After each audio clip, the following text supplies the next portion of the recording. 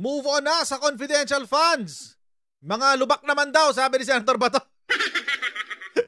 Yun naman ang pinag-usapan kanina sa hearing, sa budget hearing ng DPWH. And actually, mga kutsero, tama lang ho yung tanong niya, kung tutuusin.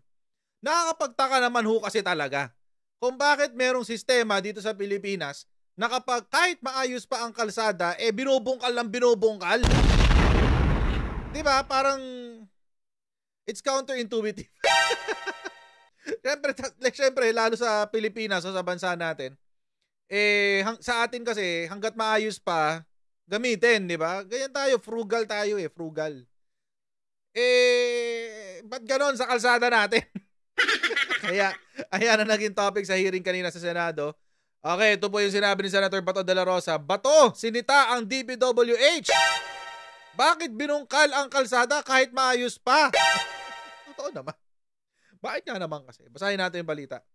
Kinwestiyon ni Senator Bato de la Rosa ang Department of WH or Department of WH. Department of WH. Department of Public Works and Highways. Kaugnay sa pag-repair o pagsira sa mga kalsada kahit na ito'y maayos pa. Maganda itong tanong niya actually. Sabi niya, gusto ko lang tanungin kayo kung paano maiwasan yung mga comment ng mga tao, yung ordinaryong tao na magbabagolbol, sa Bisaya, yung bagolbol, nagmumura ba? Sabi ni Senator Bato de la Rosa, kasi nga pinag-uusapan kanina yung budget ng DPWH. Malaki yung budget na hinihingi nila, 821 billion. 821 billion hindi natin pinag-uusapan ito million. Kung iisipin ko bilang isang ordinaryong mamamayan, syempre ang project nila puro malalaki, puro construction, 'di ba? Kalsada. Yan. So mga tulay, pier. So parang it's siguro parte na ng ng sistema. Mahal talaga yung mga ginagastusan. Pero ayun nga, tinanong nga rin ni Senator Bato, bakit ganyan yung kalsada natin? Sabi niya, we've been questioning that kahit ako nagtatanong ako. Alam kong maliliit na bagay lang yan, pero irritating on the part of the public. Totoo yan. Totoo yan, mga kotsero. Nakakabwisit talaga yan kasi cost ng traffic. Yung mga ganyan, yung mga maintenance na hindi naman natin alam kung bakit mine-maintain.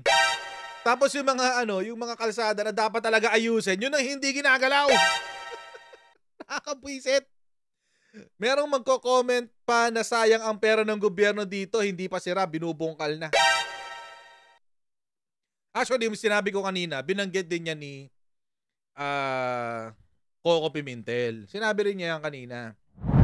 Itutuloy natin yung topic natin maya-maya lang konti, pero bago natin gawin yan, magpapasalamat muna tayo sa mga kaibigan natin sa Sendwave! Ayan, kung kayo po ay nasa US, UK, Canada, Italy, France, Spain, Ireland, and Belgium, ay pwede na po ay magpadala ng inyong mga remittances sa Pilipinas sa pamamagitan po ni Sendwave. Ang maganda po dyan, mga kotsero, wala pong remittance fees yan. Gagawin nyo lang ay download ng Sendwave app. Pagka-download nyo ng app, lagay nyo ba ang account details nyo. At pwede na ay magpadala sa GCash, sa mga bangko at iba't ibang mga pawn shop sa Pinas. At kapag ginamit nyo po ang ayong promo code na Coach Jared sa una nyong padala, ay makakuha kayo ng karagdagan $20 free credit. Kaya yan, mga kutsero, gamitin na po si Sendwave for all of your remittance needs. Sabi niya, it goes against the inputs of our senses, di ba? Kita ng mata mo. Ayos pa Sasabihin sa'yo, hindi, sa ilalim, bulok na yan. Ayun ang lagi sila sabi. And yet, may nakita ka man na tunay na bulok na, hindi naman ina-actionan. Totoo naman. Bakit nga naman ganun? Alam nyo kung bakit kung bakit tayo mga ordinaryo mamamayan nagtatanong ng ganito tuwing may bungkalang nagaganap. Kasi meron pong other than the meron kasi prevailing mindset, no? Nangyayari kadalasan yan bago mag-eleksyon. Pansinin nyo, nangyayari lahat yan bago mag-eleksyon. Or bago matapos ang fiscal year o calendar year. Bakit? Kasi mga kotsero, syempre at the end of the year magsasara na ang libro ng accounting. Dahil pag nagsara ang libro ng accounting, kailangan maubos yung budget. Lalo na sa LGU. Lalo sa LGU. Kaya kung papansinin nyo, kadalasan yung mga nagbabakbak ng kalsada, mga LGU na mga DPWH o iba't ibang LGU. O yan. Kasi nag-uubos ng budget. Para the following year, kasi mga kotsero, ito po sistema sa gobyerno natin.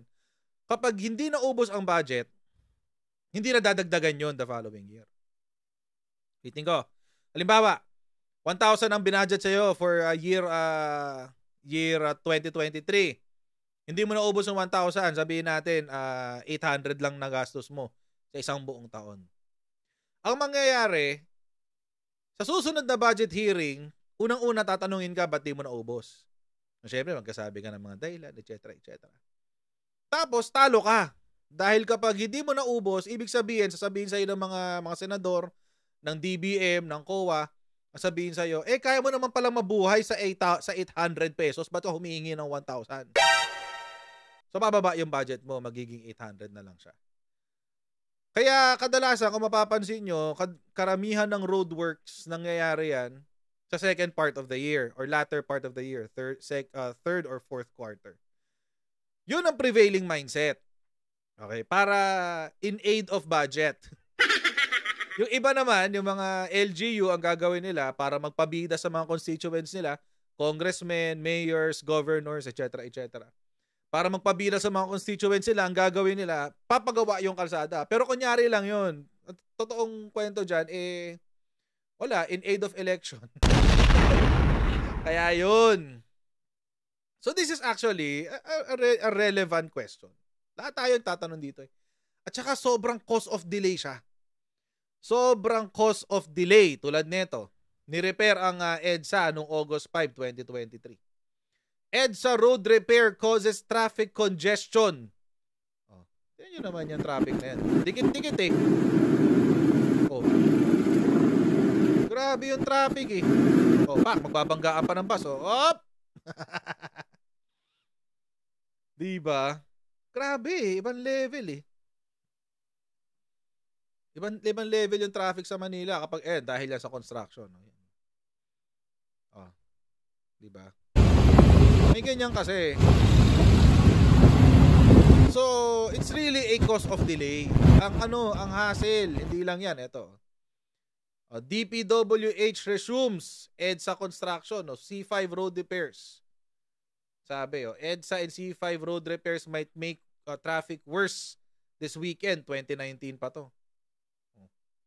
Masama na nga ang traffic sa C5, lalo pang lalala dahil sa construction. So mga kotsero, alam natin abala talaga yan.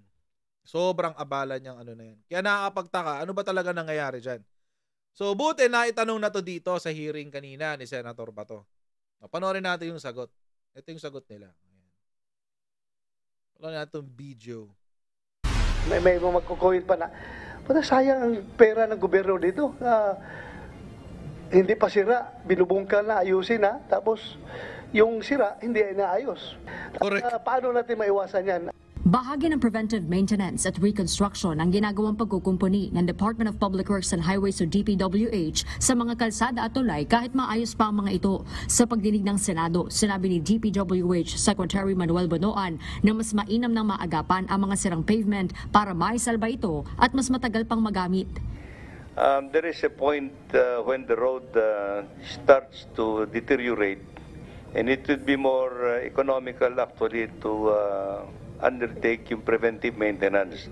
Preventive maintenance. So, maganda-ganda pa ang tingin ninyo, but actually the pavement starts to deteriorate.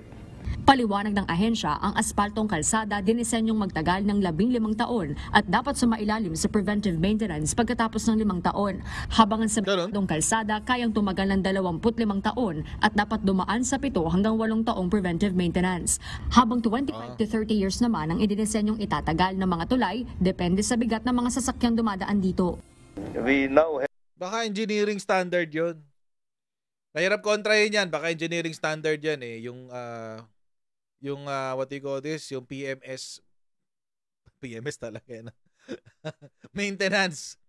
Yung maintenance ng ng mga kalsada. Baka engineering standard yan, di natin makokontra yan. Pero siguro naman makakaisip sila ng paraan na hindi sila makakaabala sa taong bayan, di ba?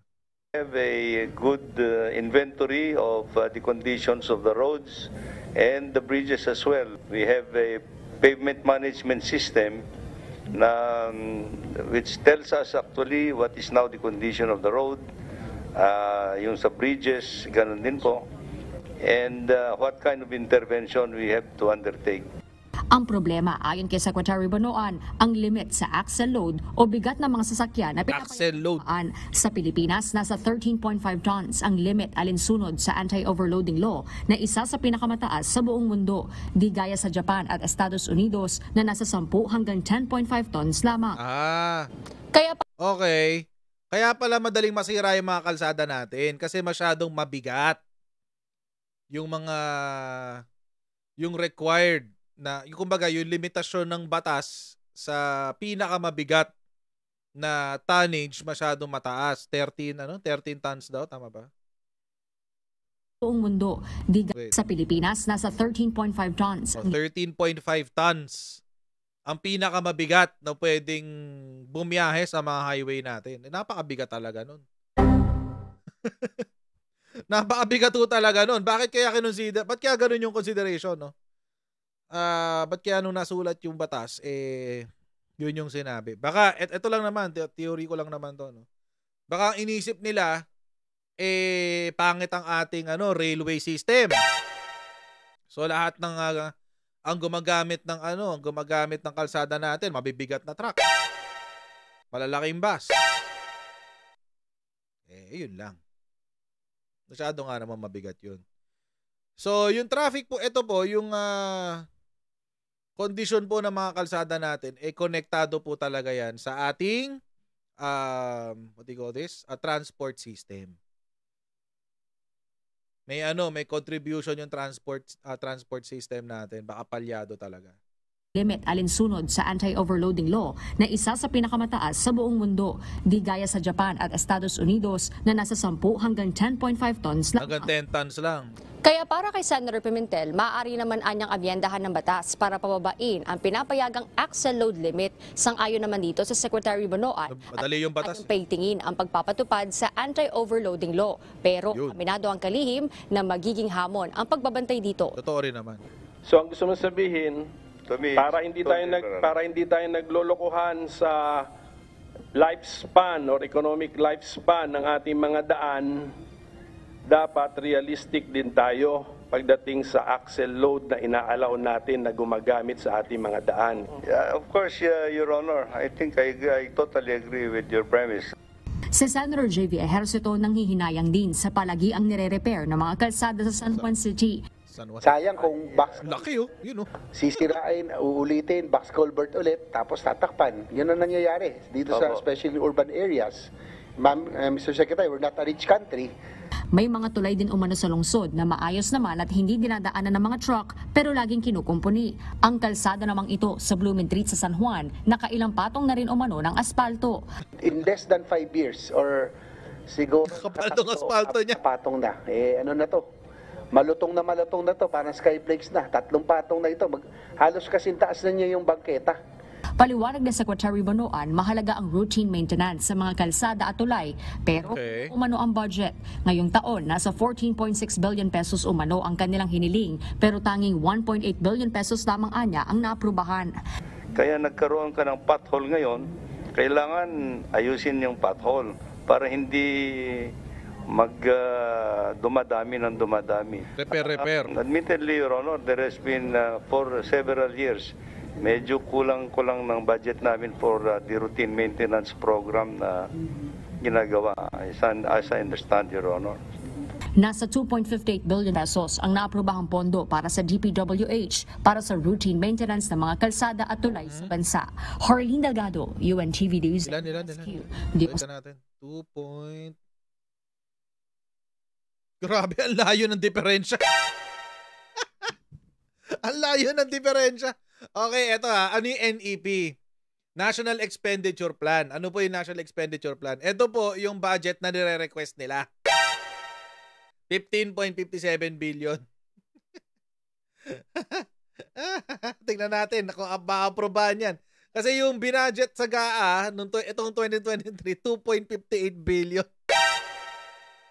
Bakit ang liit? Diyos ko. 2.58 billion. I think kaya maliit ito kasi if I'm not mistaken, yung budget deliberation last year, nagka-issue ang DPWH sa corruption. Nagka-issue sa corruption. Parang yun yung post Art Tugade. After Art Tugade, nagkaroon na maraming issue si DPWH. Kaya binabaan ng budget sa karamihan.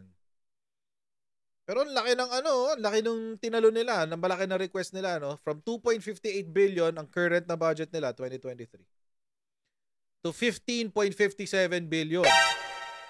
Yan. O sana lang magamit ang maayos kasi alam niyo mga kotsero, wala namang problema bigyan natin ng malaking pera ang mga iba't ibang ahensya. Walang problema diyan. Ang challenge kasi dito, always, all the time, is ginagamit ba kasi ng maayos? Ginagamit ba kasi ng tama? Yun ang problema dito eh. Hindi natin pa makitaan ba ng proof? Hindi ba sabi nila the proof of the pudding is in the eating. Parang ganon. Ang sarap ng pudding ay malalaman mo lang kapag tinikman mo na. Ang problema, yung mga natikman natin nung nakaraan hindi masarap. Wala eh. Palpak eh. So, well, siguro, I hope na lang. We can hope. We can hope na this time maaayos na talaga ng wagas yung issue na yan sa kalsada.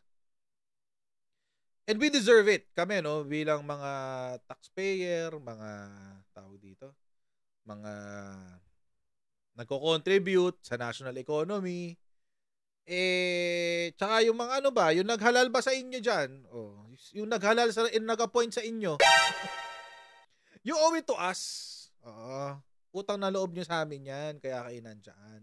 Kasi kung hindi namin hinalal yung nag-appoint sa inyo, wala kayo dyan.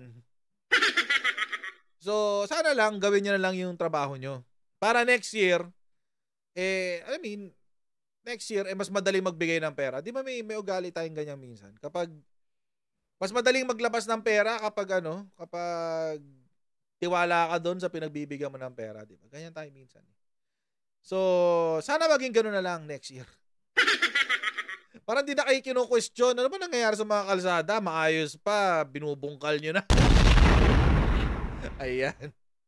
So, hanggang dito lang po muna tayo sa video na ito, mga kotsero. Huwag nyo po kalimutan i-like itong video na ito, mga kotsero. And, also, makipag-subscribe na rin po ang ating Coach Jarrett YouTube channel.